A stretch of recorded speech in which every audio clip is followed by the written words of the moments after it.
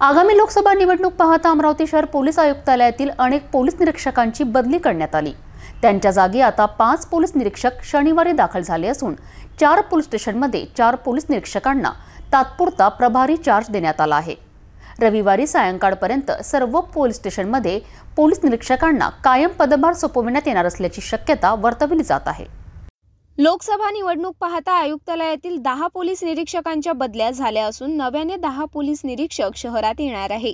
शनिवारी बदली झालेल्या 10 अधिकाऱ्यांना सोडण्यात आले आहे, तर शहरात नव्याने येणाऱ्या 10 अधिकाऱ्यांपैकी शनिवारी 5 अधिकारी शहरात दाखल झाले आहे। नव्याने आलेले सर्व पोलीस निरीक्षक वरिष्ठ असल्याने त्यांना ठाणे देण्यात येणार आहे।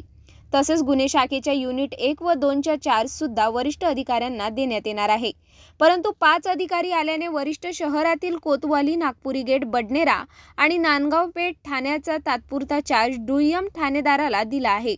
अमरावती शहर पोलीस आयुक्तालयात बदली झालेल्या 10 पोलीस निरीक्षकांपैकी 5 अधिकारी शनिवारी आयुक्तालयात रुजू झाले। त्यांना नियुक्तीच्या प्रतीक्षेत ठेवून 4 पोलीस निरीक्षकांना 4 ठाण्याचा तात्पुरता प्रभार देण्यात आलेला आहे।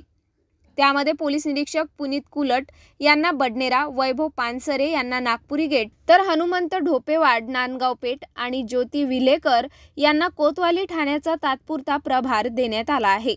रविवारी 4 फेब्रुवारीच्या सायंकाळी सर्व पोलीस स्टेशनच्या रिक्त पोलीस निरीक्षक पदाच्या जागेवर नवीन पोलीस निरीक्षकांना कायम पदभार देण्याची शक्यता वर्तवली जात आहे।